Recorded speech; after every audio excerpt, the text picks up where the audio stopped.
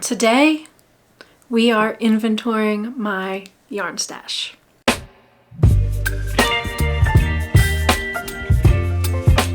Hi friends, welcome to my little corner of the internet. If you're new here, my name is Kristen. I'm the maker behind this little corner of the internet. Do So Knits is my channel where I share with you how knitting and other fiber crafts have woven into my life.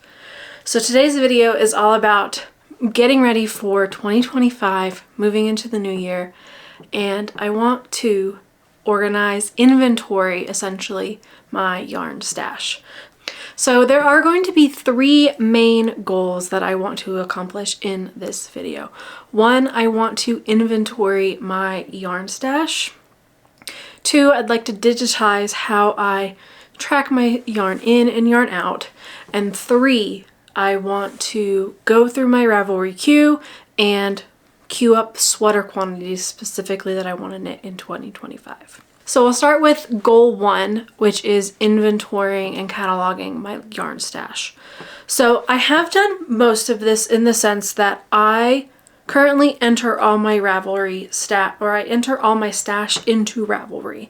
However, I've been doing this for a few years, since about 2022. I checked before I started, and haven't done like a complete inventory in that since then.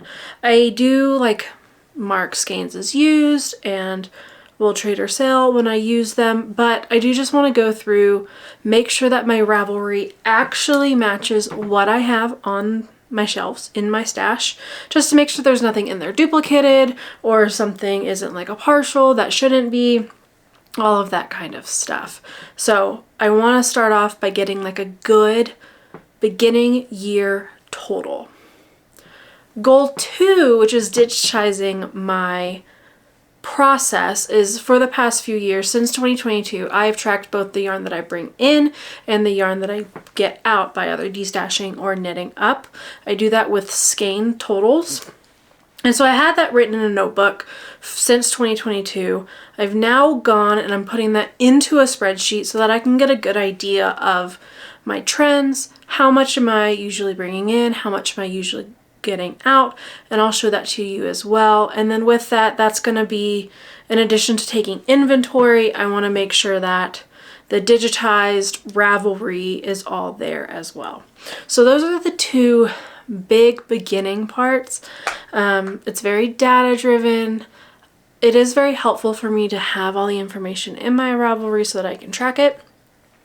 But then step three is one that I'm most looking forward to, which is queuing up the projects that I want to start in 2025. Because at first I wasn't going to clean up my Ravelry digital library. I was just going to count the skeins that I have in my stash and call it good. You know, just going to start, just a total, just to have, just to know. But the thing is I can do that with Ravelry. So if I'm going to do this inventory, I feel like I should do it right. So I have a calyx of yarn. So I'm going to go cube by cube. I'm going to pull everything out. I'm going to, one, count how many skeins are in each cube to get a total. And then I'm going to cross-check all those listings within Ravelry to make sure that it's listed in there once, not in there multiple times. And then as I do that, I exported it all to a spreadsheet. As I check them each off, I'll delete them from the spreadsheet that I exported, and then whatever's left in the end should be duplicates that are in Ravelry. Either something that I've gotten rid of that I forgot to delete, or I accidentally entered it twice, because sometimes that happens with Ravelry and it's harder to catch until you go to knit it. So that's kind of the goal for today, at least the start of today. So I hope you have something cozy to drink, maybe something to work on, or if you want to organize your yarn with me, feel free, go get your stuff, get a snack, because I feel like this is going to take a little while. So let's dive in.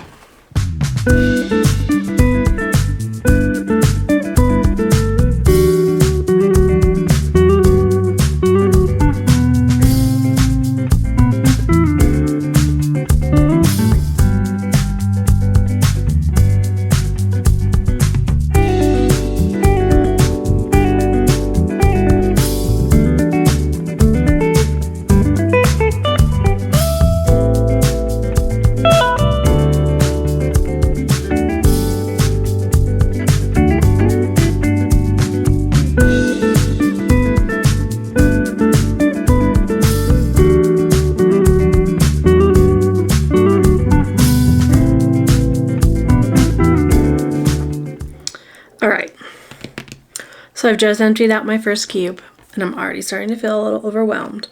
Even though I know I shouldn't be, that I'm overwhelmed because I'm like, I don't know the best way to do this. And obviously there is no best way. It's just going to be a matter of getting through it.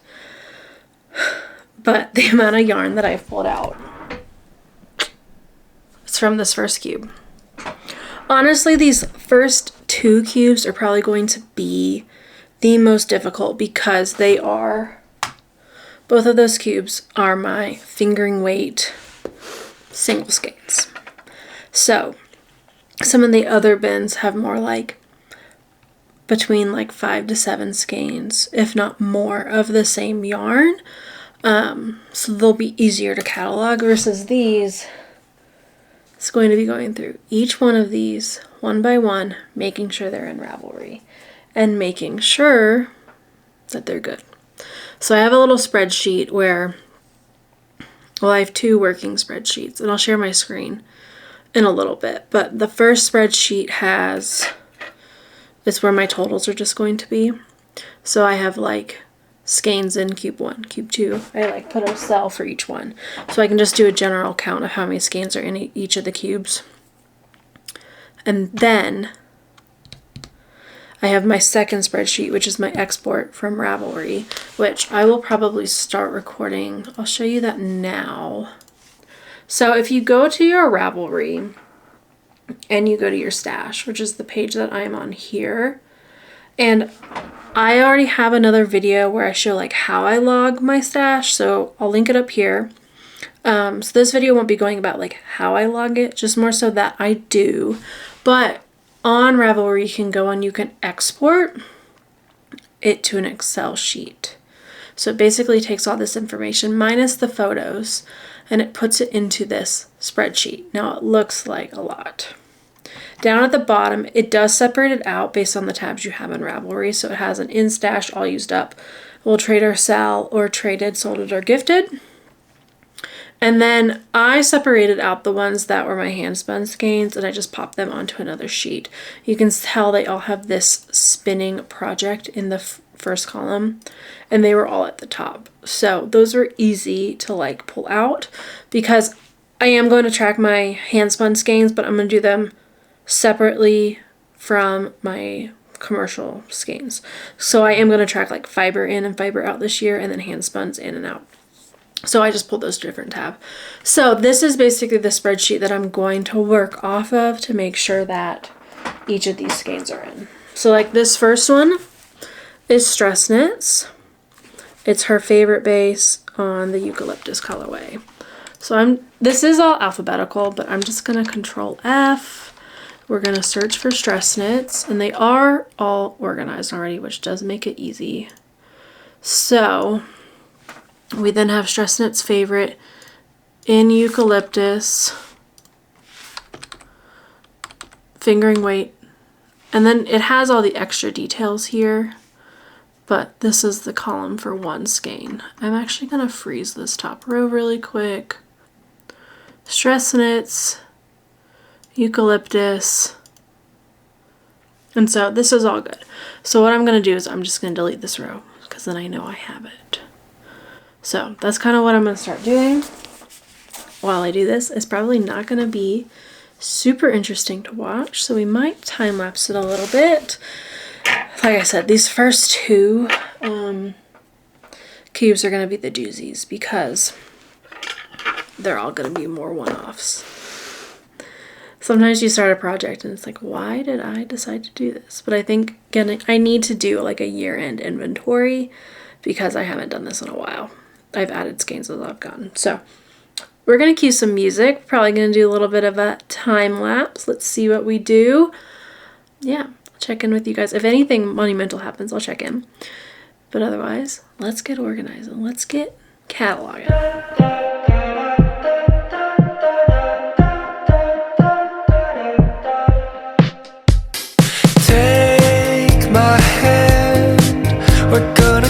Central Park as friends, lie under blue skies, sunshine, a bottle of wine, talk about our daydreams. Hey, it seems we're kind of alike. Wave our hands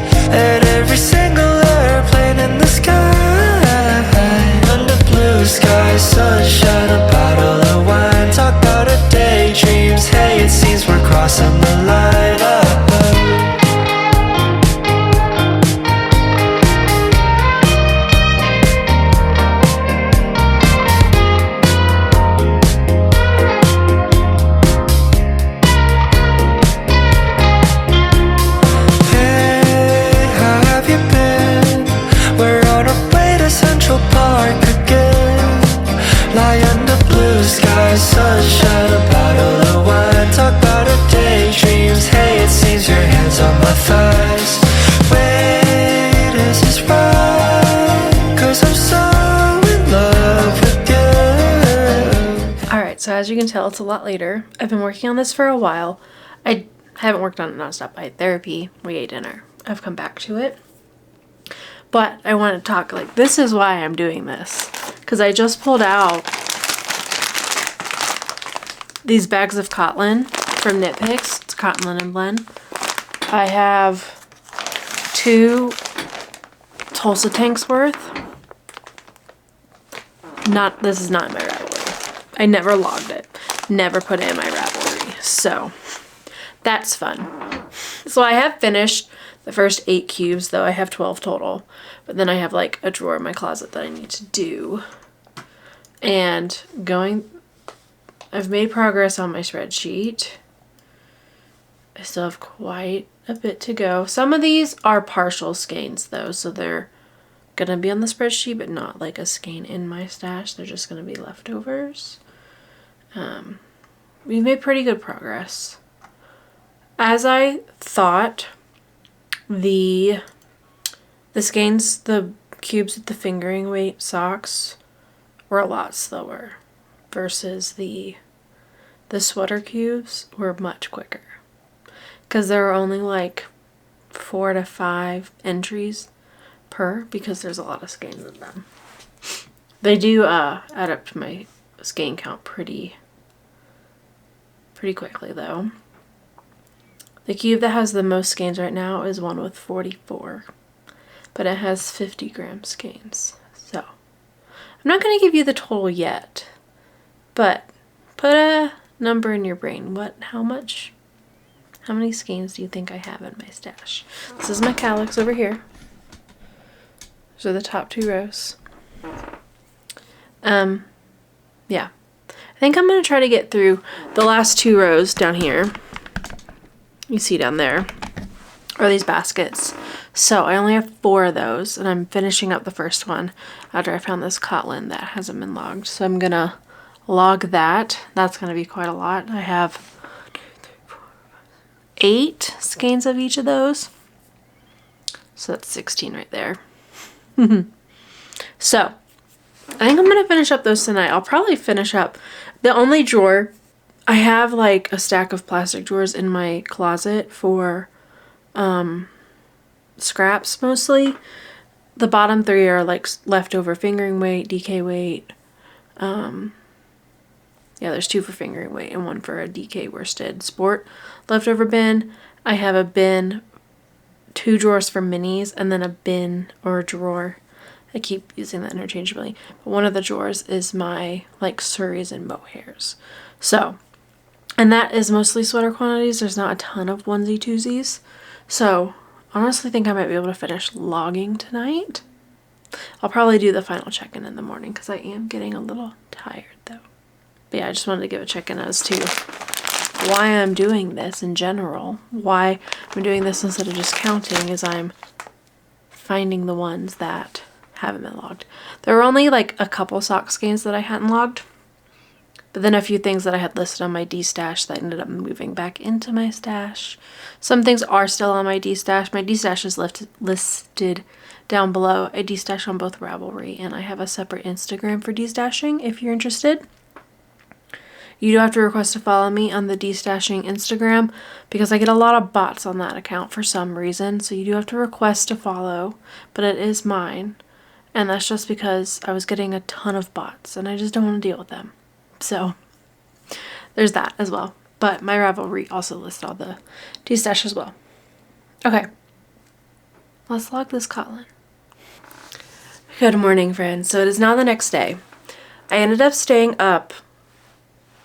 I didn't stay up late doing this, but I did work late doing this. So it was a little dark, so I couldn't record everything.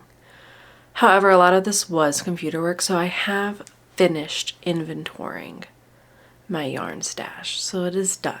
I have gone through all this yarn. I've made sure it's all in my Ravelry. There are only a few missing, and honestly, there were a few that I had like de-stashed but I hadn't deleted. So it was a good cleanup. I will say it made it a lot easier that I log as I go. So honestly, it was pretty quick in the sense of like it didn't take too long. I think if I just stay on top of my yarn a little bit more, logging it as I go, like logging it like day or week that I get it in, that'll be good. Some of the confusion comes in is that I like hold yarn to the side in case I want to share it on a podcast, and then I'll forget if I logged it or not. So, and honestly, I don't know if I love sharing acquisitions on the channel on like a regular basis. So honestly, I might just start logging it and putting it away as soon as possible, unless it's something that I find very exciting. But I do have a total of skeins going into 2025. So I thought it might be a little fun if you want to throw a little guess. Ebony is here. Think of a number in your head if you want to think. This is my yarn stash. I have a calyx. It's a 3x4. Plus some yarns up here. I did move my hand spun here, which is really helpful. I think that's really cute. I like that it's a little lower. So I'll first tell you how much hand spun I have. Currently in my stash I have 15 skeins of hand spun. So I think that's pretty exciting. Some of them have plans, some of them don't. My fiber stash, I also inventoried that just as starting ounces. I have a lot more than I thought. I currently have 142 ounces of fiber. And if you don't know, 4 ounces is roughly a skein of yarn. So for 142, 4 ounces, about 35 skeins of yarn worth of fiber. That's a lot. Oy vey. And then my yarn skeins. So please remember, this is the number of skeins in my stash. Does not include partials or mini skeins. Do you have a number in your head? Put a number in your head. So I full chain here to answer the question that I'm asking you guys. I thought it would be funny, so we'll see how it goes. So looking at my stash behind you, you can look in the cubes too. How many skeins of yarn do you think I have in my stash? I'm going to guess 73. Is that a legitimate guess? Yeah, that's my legitimate guess, 73. Would it help to let you know that one of the cubes has 44? 112. Is this a legitimate guess? Yes. Okay. You'll have to watch the video to get the real answer. Okay. I currently have 460 skeins in my stash. Which I have never done an inventory like this before. So it's a little higher than I thought. However, a lot of these are sock yarns. About, let's see, I'm looking at my specific. I probably have like 120 skeins of like fingering weight sock yarn. So that's like a lot of socks. So honestly, I probably don't need to buy sock yarn unless it is something that I truly love in 2025. But that's like one of the recollections that I've kind of got to as doing this is like, oh, I'm pretty good in that avenue. The other thing that I noticed is I tallied up my totals for previous years, but over like the past years, the yarns that I brought in, yarns that I got out, how much I destashed. And so in 2022 and 2023, I brought in close to 200 skeins of yarn each of those years. And then in 2024, I brought in about 100. So I significantly lowered my purchasing last year, which I am very happy with. What I find more interesting is over the past 3 years, my skeins that I knit, is averaging around a little bit over 100. The past 3 years have been 103, 128, and 113. So it's like that 100 skein mark is about what I can knit in a year. So with my stash being 460 grams or 460 skeins and me getting out about 100 skeins a year, my stash should last me about 4 years. Now there are certain people that talk about like stash beyond retirement. I obviously am not at that, which is good. But it is kind of good to know like how much I usually use up, and it's about 100. So I just think that is interesting information for me. And then I have like my destash category. In 2022, I went on a destashing spree, and then every following year has been less. It looks like almost it's like halved every year after that. So I think what that tells me is also like I'm being a little more intentional with what I'm buying. I'm loving what I'm buying a bit more, and so I'm not having as much to destash, which I think is a good thing. I think part of that is like not being in so many yarn clubs. Like I used to get a couple of yarn clubs. I was getting like Knit Crate and Yarnable for a while when we were in Germany. And you know, it's fun because it's a mystery, but there are months where I didn't love it, and so I destash it.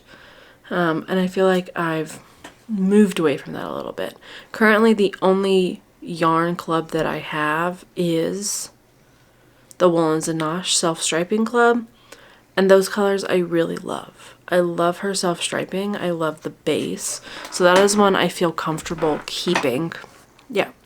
I'm kind of moving into goals again, but just kind of insights of like looking at the numbers, what it's kind of reflecting for me. I am proud that the past 3 years have been. I've gotten more out than what I brought in, but a lot of that is due to destash. Except for 2024, I brought in 107 skeins and I knit 113 so far. I still have some final tallying to do today. But that's the first year that I knit more than what I bought. I did destash a little bit, so that did bring my negative, like more of a negative for the year. But I'm pretty proud of 2024 in the sense of like, I feel like I was more intentional with my buying. A lot of my buying happened at Flock and Wisconsin Sheep and Wool. And, you know, I've kind of got to a nice equilibrium of like what I brought in, I also knit and got out. So now that all of that is logged and I've kind of like figured it out, I also did make a template in Google Sheets. So I have a tracker for 2025 that can track skeins in, skeins out, and destash, along with grams in and grams out. I also have a tracker for fiber stash and hand spun. So if you're interested in having like a digital copy to track your stash changes for 2025, I have a link down below. I'll try to link it up here as well, but I've linked to a Google Sheet, and it's a template so that you can make a copy, add it to your own Google, and then that way if you want to track your stash for 2025 with me digitally, I've made a little template for you. It's nothing super fancy. It's just some tables and some formulas, but you can make a copy of the template.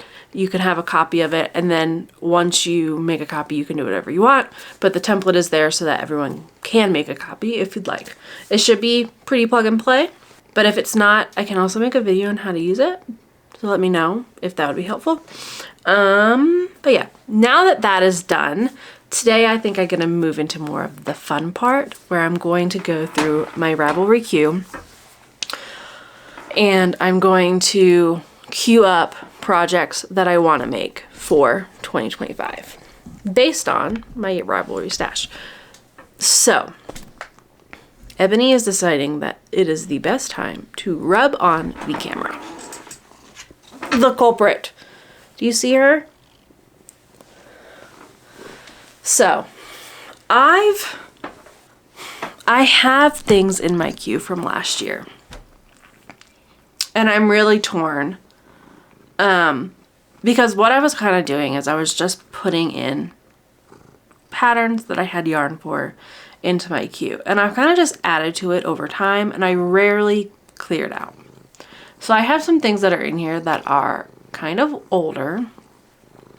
I still want to make them. And certain things a little less. So I think I want to be a little more structured this year regarding my queue. I'm kind of thinking out loud here with you. So sorry it's not super polished, but I'm just trying to process what I want to do. So I think honestly, what I'm going to do is I want to start with a clean slate. And that means some of the things might come back to my stash or back into my queue because I still want to make them. However, I do kind of want to start with a clean slate. And I also like to be a little firmer with myself regarding deadlines, timing, when I want to make things. So this is going to take a bit of mental energy for me, but I do well with structure and less with ambiguity. And I do want to keep some flexibility for my making, but I also want to, hold myself accountable. Like, I get things done with deadlines. Like test knits, I get them done. This is the plan. This is the plan that I am formulating here with you right now. I am going to print my queue. I'll probably just, there's a print button. And that way I can kind of export what I have, look at it, see if there's anything that's still really speaking to me. I can still have it as a reference for making my new queue. And then I'm going to clear out my queue and we're going to start adding.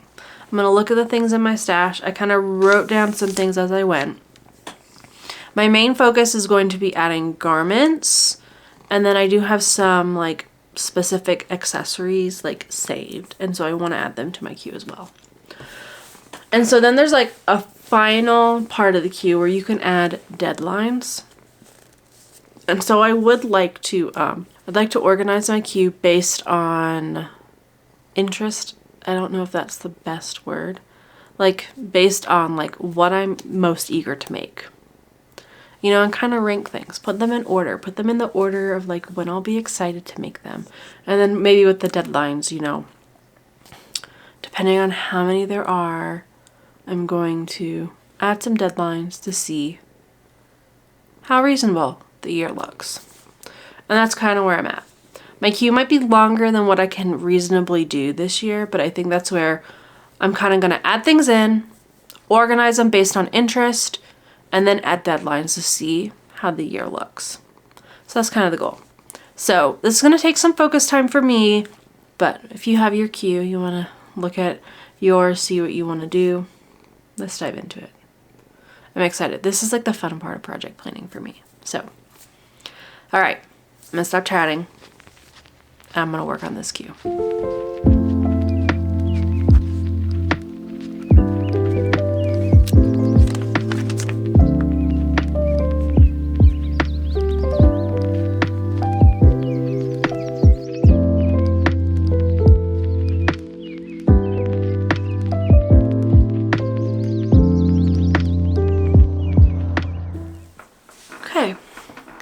So I feel like that was pretty successful. I've gone in and I've added things to my queue. I took everything off, started from scratch. There were a few that I was like, oh, but I have the yarn for it. But I wasn't in love with the pattern. I was like, if I don't love it, I really should just take them off and then we will, deal with it. With that, there are still some sweater quantities potentially in my stash that I haven't settled on a project for, which is fine. And none of these are set hard in stone. If a test knit comes along that I want to do and something inspires me, I'm allowed to do it. However, this is just a general guideline for myself. So within my queue, I currently have 26 projects for the year. I went in and I added tags. So you can add tags to then make subsets. So with that, I have 16 garments that I want to make, 8 accessories, 2 shawls. That's what's making up the 26. So now the hard part is setting some deadlines for myself. specifically with the garments. There's 16 garments that I have on here. There is a mix. There's vests, there's sweaters, there's cardigans, and there's tees. So obviously the vest and tees won't take as long. However, 16 is still quite a bit. That's more than one garment a month. I don't even know if a garment a month is doable. I think on average it takes me about 8 weeks or so to finish a garment from cast on to bind off, but that is with working on multiple things at a time. So maybe it's doable. Like if I had 2 sweaters in the same 8-week period, maybe I would finish both, but I'm unsure. It feels a little ambitious to like schedule hard deadlines. There are a few that I feel like could use hard deadlines, like Shane. I make Shane a sweater every year. I don't know, and like Ned didn't set out with that as a goal, but over like the past years, it's just how it's happened. He gets a sweater every year. It's like an unwritten agreement. I don't know. I just make Shane a sweater every year, mostly because I want to make him a sweater every year. So he does have one. I plan to make him the stick season sweater, and I have the yarn for it. So I would like to make him that, and this year I would like to, the deadline of his birthday would be a good one. Instead of like, you know, I made him his traveler last year and the goal was for his birthday and that did not happen. It was months later. So I would like to have a hard deadline for that. And then maybe what I'll do is I'll just think of things as like quarter 1, quarter 2, quarter 3, quarter 4, like when I would want to be working on them. So like January, February, March, April, May, June, July, August, September. Those are weird months for me. Because for me, June, July, and August are like peak summer. September, October, November are fall. You know what? I'm going to do it seasons. I'm going to think of it as seasons instead of quarters because that works better in my brain. So I'm going to focus it around like winter solstice, summer solstice, spring and fall equinoxes. That's how I'm going to do that. Okay. So maybe I'll do it that way. I should go in here and I'm going to rank them on like, how am I going to do this? Do I rank it on how I'm excited about and then assign a season? Or do I do it based on season and then rank based on... Because the order can be like in the order that I want to knit them. So maybe I'll do it by seasons first. And then within each season, I will assign an excitement order to them. I think that makes sense. That makes sense to my brain. So if there's 16 total, we have 4 seasons. I'm going to assign 4 per season. And then within each season, I'm going to rank them. Because then as I'm going through, I can like prioritize based on those months and then we can work through them. Okay, this sounds like a good plan. That's what I'm going to do. Thanks for thinking through that with me. I thought that I would show you all kind of how I'm going to do this. So, I'm actually having a lot of fun organizing all these tools, so I hope that you guys are as well. So, what I've made is I've made a little Miro board here. Miro is just like a free web tool that lets you like click and drag things around. I find it very helpful for brainstorming, you know. It's like an old school sticky note brainstorm kind of thing. So what I think I'm going to do is I've gone in, you know, I've made my 4 sections here. So we have winter, spring, summer, and fall. I'm really liking this idea. And I'm just going to like start brainstorming some of these pieces together. And thinking about these seasonally, I'm finding very helpful. Now I understand it's pretty close to the same quarters, but something about thinking about it in terms of seasons just like really helps my brain. First, what I want to pop in for winter is I do already have 2 current works in progress. I have a Miles shirt jacket and I'm just starting a test knit for Samantha Guerin. So I want to include those.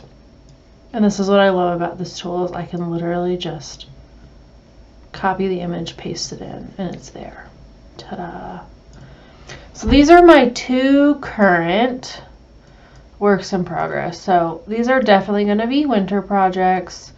So that does kind of change my total a little bit, where this had 16 sweaters in my queue. And we have 4 seasons. We were doing 4 each. So that means 2 are going to have 5. But I think that's okay.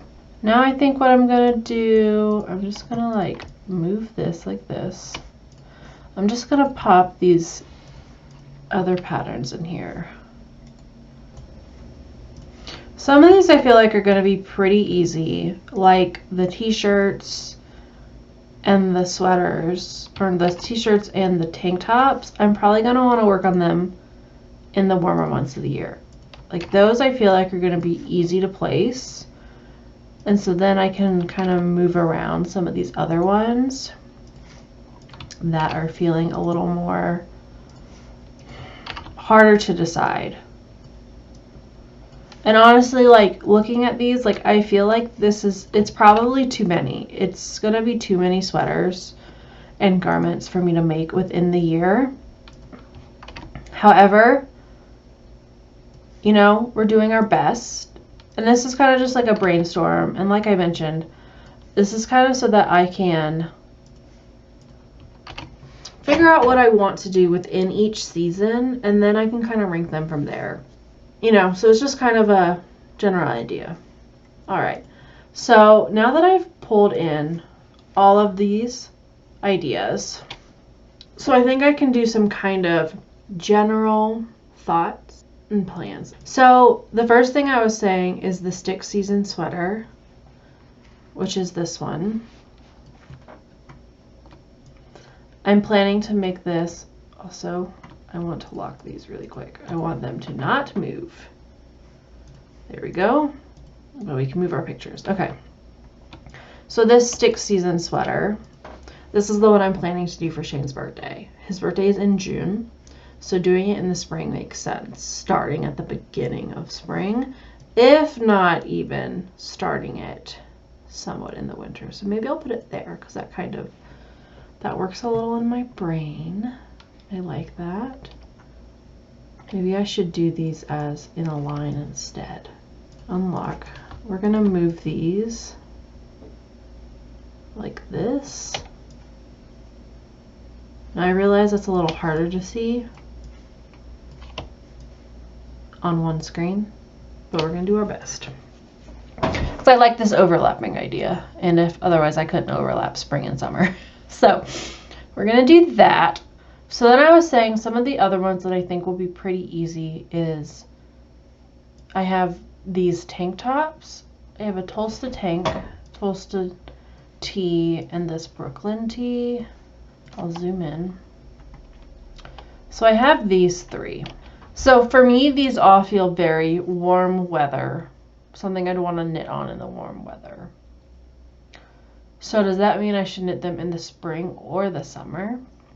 Well, this one is going to be a linen blend that I got last year, so I would really like to be able to wear this year.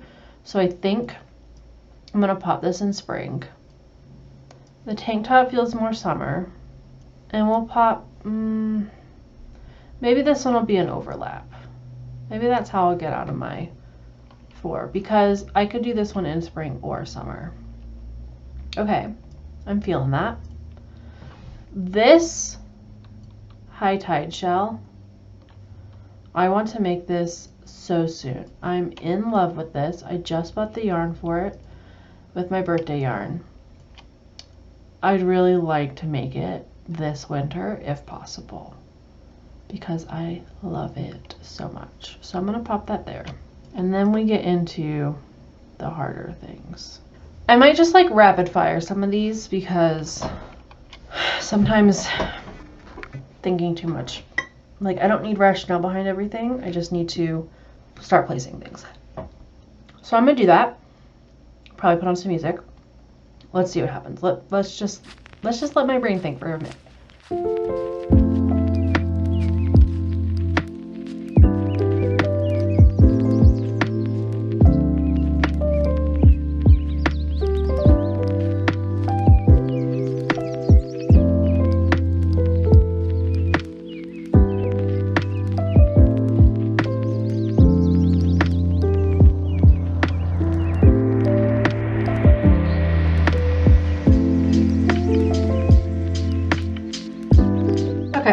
So I feel like I've made some good progress. Because also with placing these, I'm struggling to place this one. So maybe, I mean, it feels like it would fall here. The problem is I'm trying to like organize things with some differences. So I'm going to zoom in here. It's winter and spring. So we have some, I already have the Miles shirt jacket on in the silly season. This is stockinette, very simple. This is more textured. So I'm trying to like pair those together. So then this is a more thoughtful and this is more simple. My summer sweatshirt. So that's kind of what I'm trying to pair together, like some simple projects and more textured ones. So this one is very textured, but it feels very wintry to me. However, you can see in the fall, I have texture, and then I placed a simple, but I want to put this here even though it's, so maybe this means this should go in the summer, or maybe it should be an overlap. And then I could move some simple option over here. I really want this sweater. I don't know if I want to wait that long to make that. But I already have some really great things. You know? This is hard. I have too many things. And not enough time. Because I really want to cast this on. This is the one that I'm like, well, I could move it. But it's such a simple sweatshirt that I'd like for the spring or summer to like cool nights down. Which is why I originally had it in spring. And I really want this sweater. So maybe that comes over here.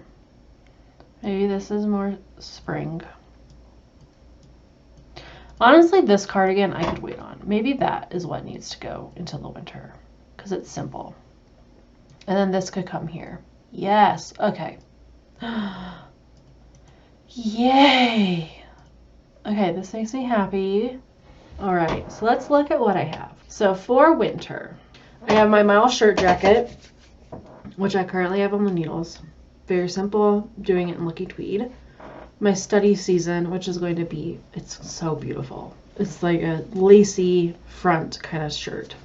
And then I have my High Tide shell, which I've just bought yarn for. And then I have my Hollow by Caitlin Hunter. I wear my Easy V all the time. I love that shape so much. So this, I feel like, would be something I would gravitate toward just as much as I do that one. Because it's a similar neck shape. So I want that. Then moving into spring with the stick season as a transition. So if I could start it, you know, end of winter moving into spring because I'd like to do this for Shane. So this one has more of a deadline, which I'll add to my Ravelry. And then we have some more simple things. I have my Campus Vest, which I want to do in my Les Garçons DK. I have a t-shirt that I'd like to do for the summer. This sweatshirt, we are going to the beach in North Carolina in March. Oh, I want that for that. Maybe this needs to come into winter. All right, we're just going to place that there. It doesn't have to be perfect because I want this for that trip. I think it'd be so nice to have for the cool nights. Okay. We have my Campus Vest. And then we have the Oxa sweater, which I think is so beautiful. I've wanted to make it for a very long time. Then, honestly, this summer, these are some of the patterns I'm maybe not as super vamped about, which is kind of interesting. So some of these might end up changing throughout the year. We have a Tulsa tee because I have some Kotlin, which I think would be good. Also a Tulsa tank. This Tulsa tank could become a tee could become a tank. I just want some basics. My Elton, I saw one of these when we went to Interweave last year, and it just looks like a really nice lightweight garment to throw on.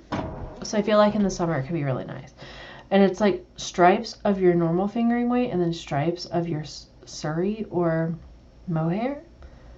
It's so pretty. And then I have a raglan, just because it's nice and simple. I'd like some more raglans in my stash. So that's the Brooklyn raglan. And then we move into fall, where I have my tessellated cardigan because I still really want to make that. And I realize I've pushed it to like the end of the year. The farthest I could push it away, but it just feels very fall to me. I know it's going to be a long-term knit, but I really want it still. Every time I see one, I want one. I've also put the Lanark in here, which is, I have a brown. I think it'd be so beautiful. And it just looks like a really great layering piece. I think it would be something to complement my Traveler, which is something I wear all the time, that hoodie, but I feel like this could be a little more sophisticated, something I could wear to work. I really like it. I've liked it since it came out.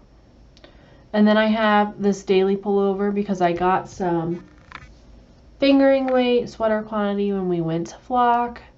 I really think like a V-neck raglan would be super easy to wear. So I feel like that would showcase that yarn because it's kind of a more variegated yarn that I have. So I think that could be fun. And then I have the Eva cardigan here, which is just a DK weight cardigan. I have my Red Stag yarn that I got from Flock, and I have enough to do a cardigan. I like this cardigan. It's nice and simple, but I'm holding out the option to potentially change to a different cardigan if needed. So I'm feeling pretty good about this in general. Kind of the timelines, obviously, like the likelihood of me knitting 4 garments in a quarter in a season is not likely, but now I can go back to my Ravelry and I can kind of rank the sweaters that I want to do based on like excitement of them within that quarter. So this is where you can see the tags up here. I can go to garments. So these are just the garments since that's what we're focusing on. So I can go to organize and I can add these season tags. So I think I'm going to do that. And then we'll reorder based on what we have. So what's nice is you can organize by like any tags to like make a set. So I could make sets of these garments to then rank, and then we can make sets within the seasons and rank them that way. So that's what I'm going to do. So I'm just going to add these. So we've added spring, Haley is in winter, Eva was in autumn, Stick season is in winter and spring. 5 minutes later. So I've tagged all the garments. I think I am going to create sets for the different seasons. So what this does is it just takes anything with the same tag. You can group them together. So like my garment has anything with sweater, tank, tee, vest, or cardigan. But I can group together how I want to organize my knits. So then we can go into each one and we can organize them. So my queue has everything, but I'd like to go into each of these and organize the patterns within them. So we're going to go into winter. From the accessories, I did add 2 that I want to do this winter. So I have this hood that I'd like to do, and then an also hat for my mom. What I can do is I can then change the order of these patterns. You can also change the order here, but this pulls your entire queue and not just what we're working on. So I'm just going to do it within these tabs. So this does have a deadline though. The stick season, I can add this deadline of June, Shane's birthday, so I want to do it at least a week before. So that's the deadline. And so you can see now it has a due date. And then if you go to deadlines, you can see the ones that have deadlines. Let's rank these really quickly, what we have in here. Okay, this might take my brain a little bit. 20 minutes later. So yeah, that's my winter queue so far. So I already have 2 things on the needles, but I can do my sunset sweatshirt once I finish my little shirt jacket. I do want to start these so I can get them finished for Valentine's Day, and I want to get started on this for Shane's birthday. So those are like the 2 big things. I can add more deadlines as needed. These obviously have the deadlines. And yeah, so that's kind of how I'm organizing all my projects. Okay, so I feel like I have gone through and organized all these patterns into my queue. I'm pretty excited about them. Obviously, there is a little, like I have a lot that I want to do right now in the winter. I currently have 7 projects in there, not including what's already on my needles. So I know there are certain things that may not get done. However, those top 3 are kind of the big things I want to do. My sweatshirt for the trip, the little stacking cat dolls for Shane, and then his sweater. I'd like to get started on that, but I think that one could get pushed a little closer to March. So I feel like organizing like this does give me a little more structure of like, this is what I want to focus on right now. It's not just this really long list for me to look at. It gives me a list of like 7 things to look at. I have a few accessories in there that I'd like to start. So when I'm kind of like in between wanting something to do instead of my garments, I have those in there. I have them saved. And then this kind of just gives me like a nice rolling thing. I could move some of these, you know, if I don't finish them by the end of winter, I could move them to spring, or I could save them for next year for the same time period, same winter time. So I hope this is helpful. I hope this is inspiring. So it's been very helpful for me. I thought I would just kind of take you through my planning process, what I want to do. It might have been a very talky video, might have been, it's not so much a how-to, but just say like, this is what I wanted to do, how I wanted to organize my thoughts and organize and plan for the new year, my new year of making.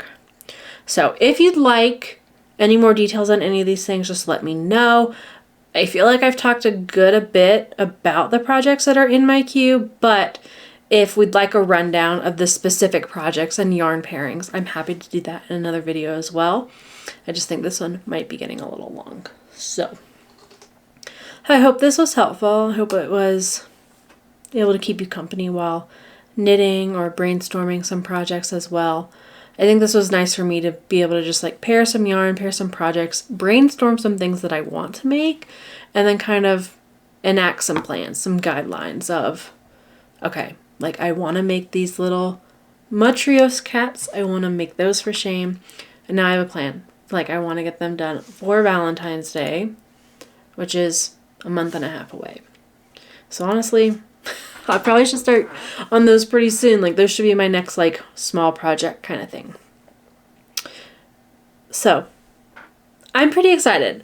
Let me know your plans for 2025. Do you have big aspirations? I'm pretty excited. I'm excited now that I have all this here and it feels organized, and I'm excited to like work with this yarn that's in my stash. I think I have some beautiful things and I want to make some beautiful things, and I'm very excited about them. So thank you for hanging out with me. I appreciate you being here and spending time with me. Again, let me know in the comments if there's anything you'd like to see more of. Again, the template, if you want to track your stash in and out for the year, it's also down there. Other places you can follow me, my D-stash, all of that's down in the description box. So thank you for hanging out with me. I appreciate you spending time with me. I hope you've put a little bit of love into every stitch of your making, and I'll see you guys in the next one.